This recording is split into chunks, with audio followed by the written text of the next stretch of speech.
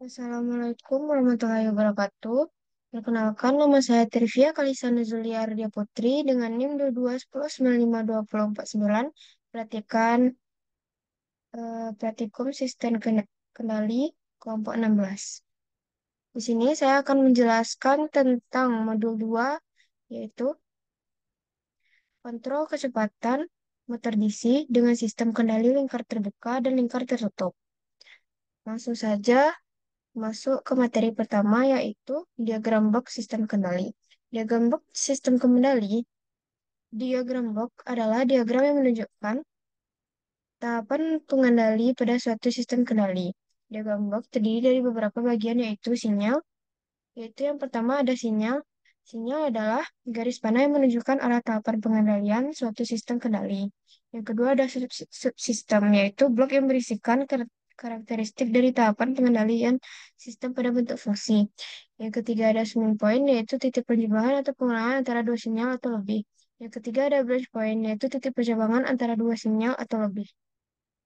Di sini bisa kita lihat contoh diagram blok sistem kendali. Bisa kita lihat di sini RS adalah input dan CS adalah outputnya. Nah, untuk garis ini adalah garis sinyal dan yang bulat ini adalah summing point. Untuk peta GS dan HS ini adalah subsystem dan ini adalah titik percabangan atau branch point. Lalu untuk materi yang kedua yaitu hubungan dan modifikasi diagram blok. Yang pertama yaitu hubungan diagram blok. Hubungan diagram blok ada dua macam, yaitu hubungan seri dan hubungan paralel. Yang pertama ada hubungan seri. Bisa dilihat di sini ada diagram bloknya, yaitu dari diagram blok yang di atas ini kita ketahui untuk X2S persamaannya adalah X1S kali G1S. Untuk output X3S persamaannya kita dapat adalah X2S kali G2S. Lalu sub persamaan 1 ke persamaan 2, lalu kita dapatkan adalah X3S sama dengan X1S kali G1S kali G2S. Yang kedua ada hubungan paralel. Untuk hubungan paralel, persamaannya bisa kita dapat yaitu untuk G2S sama dengan X1S kali G1S. Untuk persamaan X3S kita dapatkan adalah X1S kali G2S. Dari persamaan dua ini kita dapatkan, lalu dari persamaan dua ini kita masukkan ke titik percabangan dan kita dapat outputnya yaitu X4S sama dengan X2S kurang X3S. Bisa juga kita jabarkan menjadi X1S kali G1S kurang G2S. Lalu yang kedua ada modifikasi diagram blok. Yang pertama, untuk modifikasi diagram blok ini ada pergeseran titik percabangan dari sebelum sistem ke setelah sistem. Bisa kita bisa lihat bisa kita lihat di sini titik percabangan di sini ada sebelum subsistem dan kita ubah menjadi setelah subsistem. Dari contoh ini kita dapatkan persamaan yaitu X1 kali G kali A sama dengan X1. Yang lalu kita dapatkan bahwa A sama dengan 1/G. Yang kedua ada pergeseran titik percabangan dari setelah sistem ke sebelum sistem.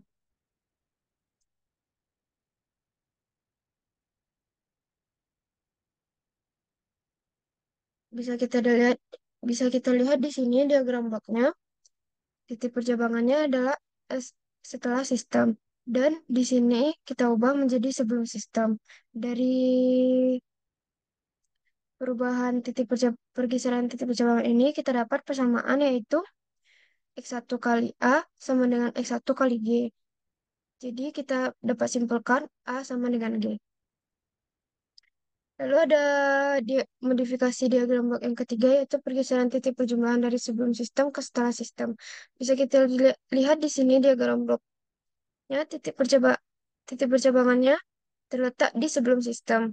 Dan kita pindahkan ke setelah sistem, lalu ada sistem lain. Kita tambahkan sistem lainnya.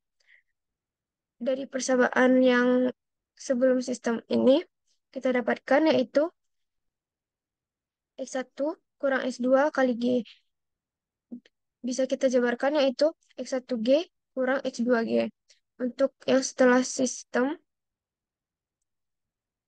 titik berjumlah setelah sistem itu kita dapatkan persamaan yaitu X1G kurang X2G. Jadi, lalu dari dua persamaan ini kita dapatkan G sama dengan A. Dan lanjut yang modifikasi diagram yang keempat, ada pergeseran titik perjumlahan dari setelah sistem ke sebelum sistem.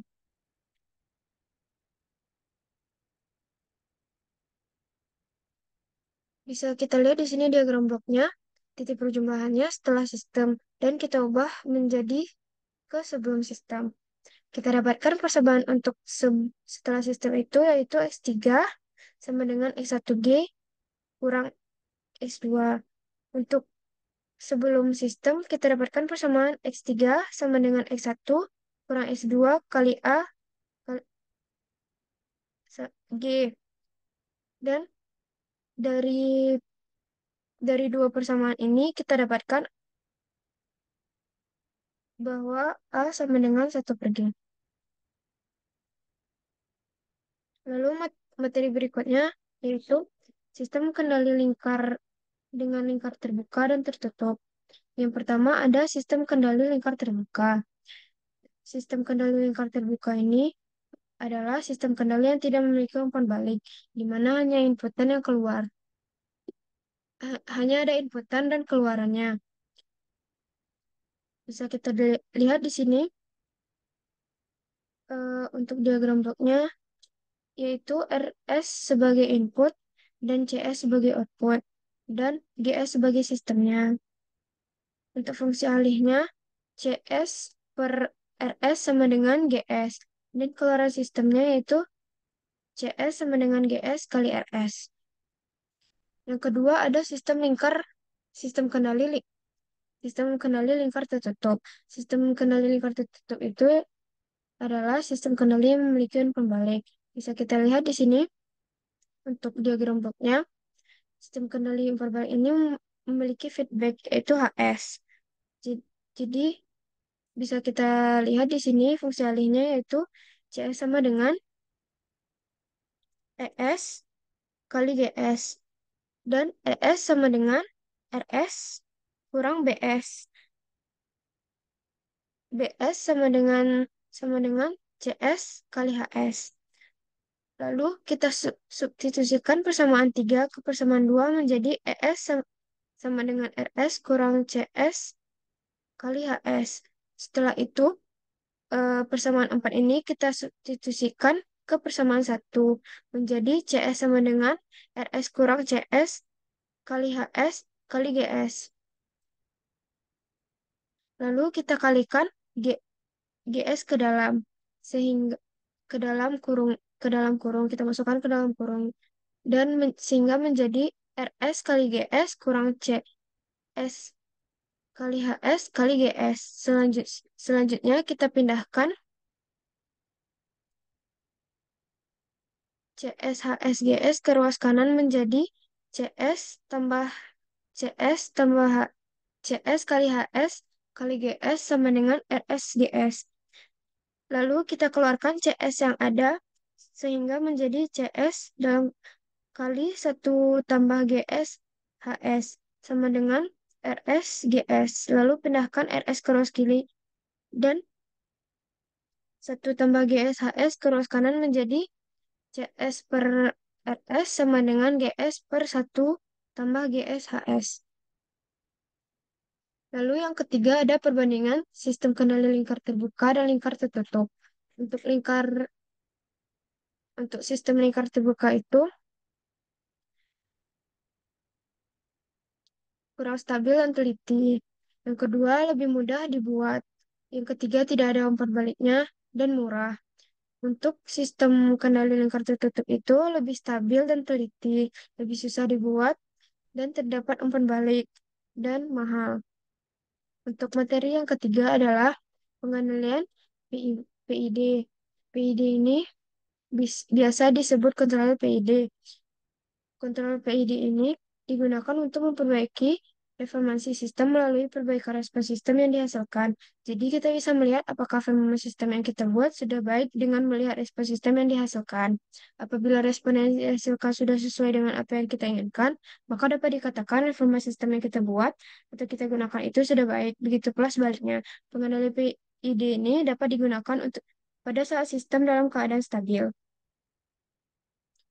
Contohnya, satu, mengurangi dan menghilangkan nilai error steady state. Yang kedua, meningkatkan kecepatan respon untuk menaikkan set point. Dan pengendali ide ini ada beberapa jenis. Yang pertama ada pengendali proporsional. Pengendali proporsional ini jenis kontrol yang masukkan output yang sebanding dengan nilai masukan input. Bisa kita lihat diagram bloknya di sini. Dalam domain waktu, hubungan antara sinyal error E dengan sinyal kontrol U dinyatakan dalam persamaan UT sama dengan KP kali ET.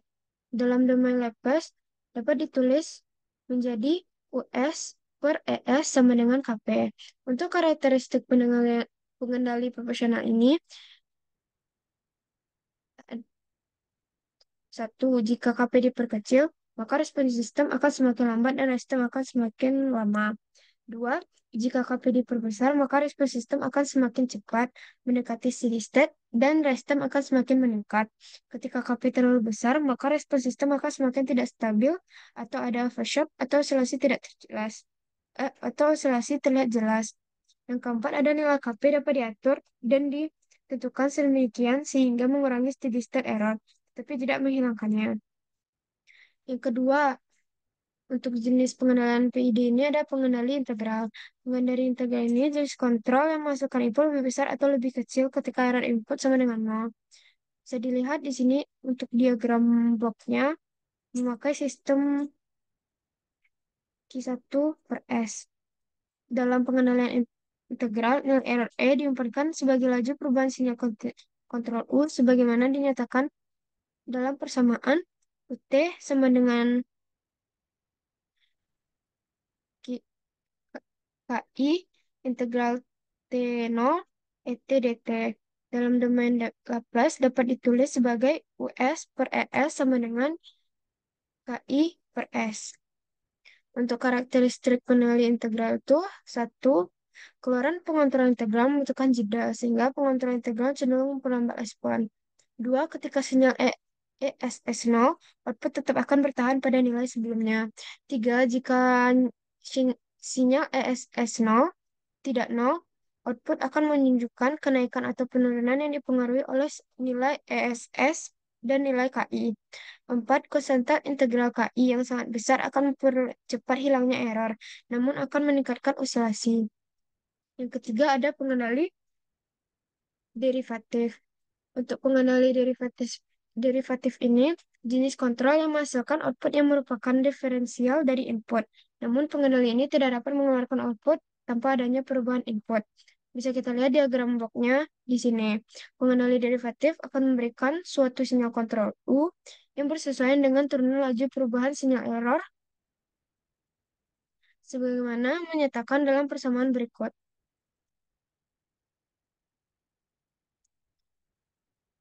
UT per ET sama dengan KD DT per DET per DT. Dalam domain Laplace dapat ditulis UTS, maaf, US per ES sama dengan KDS. Untuk karakteristik pengendalian derivatif ini, yang pertama ada pengendalian derivatif tidak dapat menghasilkan output jika tidak ada perubahan input. Dua, jika nilai error berubah terhadap waktu, output yang dihasilkan tergantung pada nilai KD dan laju perubahan error. Yang ketiga, pengontrol diferensial mempunyai suatu karakter untuk mendahului, sehingga pengontrol ini dapat menghasilkan koreksi yang signifikan sebelum sistem mengalami error terlalu tinggi sehingga dapat meningkatkan stabilitas sistem. 4. Dengan meningkatnya KD dapat meningkatkan stabilitas sistem dan mengurangi overshoot. Berdasarkan karakteristik pengontrol pengendali derivatif, pengontrol diferensial umumnya dipakai untuk mempercepat respon awal suatu sistem, tetapi tidak memperkecil kesalahan dan pada keadaan tunaknya. Kerja pengontrol diferensial hanyalah efektif pada lingkup yang sempit, yaitu pada periode peralihan. Oleh sebab itu, pengontrol diferensial tidak pernah digunakan tanpa ada kontrol lainnya. Yang keempat, ada pengendali profesional integral.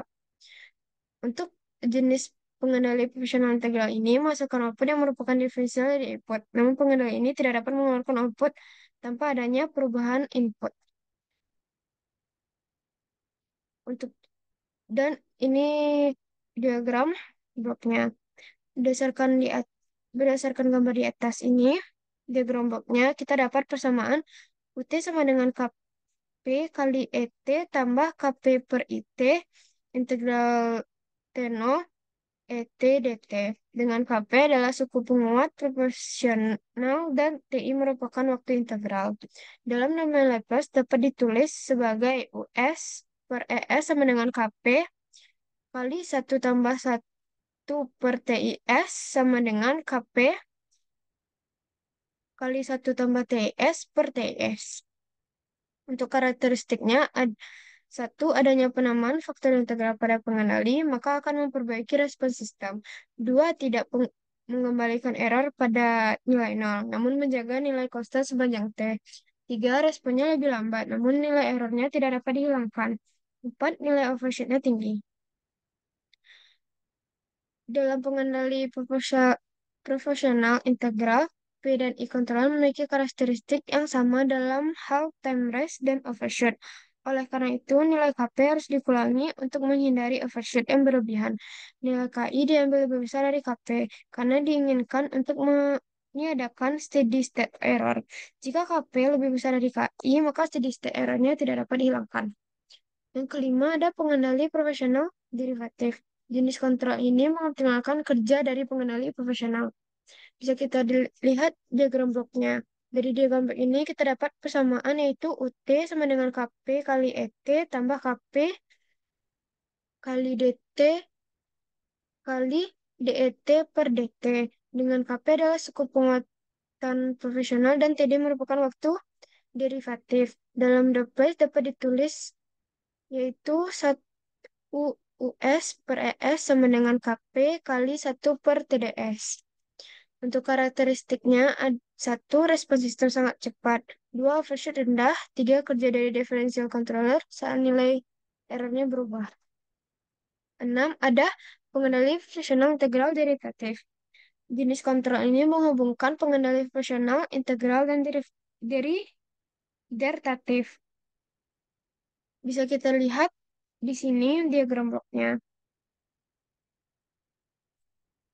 Dari diagram blok ini, kita mendapatkan persamaan, yaitu UT sama dengan KP kali ET tambah KP per TI integral T0 ET DT tambah KP kali DT kali DET per DT. Dengan KP adalah suku penguatan fungsional, TI adalah waktu integral, dan TD merupakan waktu derivatif. Dalam domain Laplace-nya dapat ditulis US per ES tambah KP kali 1 tambah TIS tambah TITDS kuadrat per TIS. Untuk karakteristiknya, yaitu satu, memperbaiki respon transient, dua, menghilangkan nilai error steady state, tiga, mengurangi overshoot. Untuk parameter berikutnya, ada materi tentang parameter tanggapan peralihan. Yang pertama ada time constant atau TC. Time constant atau TC ini adalah waktu yang diperlukan untuk mencapai 63/2% dari nilai akhirnya. Dua, ada time rush atau TR. Time rush atau TR adalah waktu yang diperlukan sistem untuk mencapai nilai 0% sampai 100%, 10% sampai 90%, dan 5% sampai 9% dari nilai akhir. Tiga, ada time settling atau TS. Time settlement TTS ini adalah waktu yang diperlukan sistem untuk mencapai nilai akhir di sekitar 2%, 5%, dan 0,5 dari akhir 0,5% dari nilai akhir. 4 ada delay time atau TD.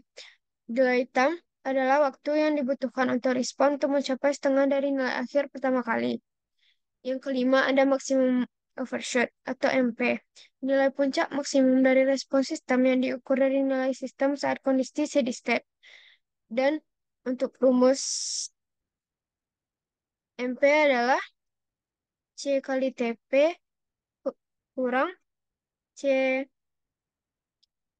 tak terhingga per C tak terhingga kali 100%. Yang keenam adalah time peak atau TP. Time peak adalah waktu yang dibutuhkan untuk respon untuk mencapai puncak pertama dari overshoot. Bisa kita lihat ini grafiknya, grafik dari parameternya.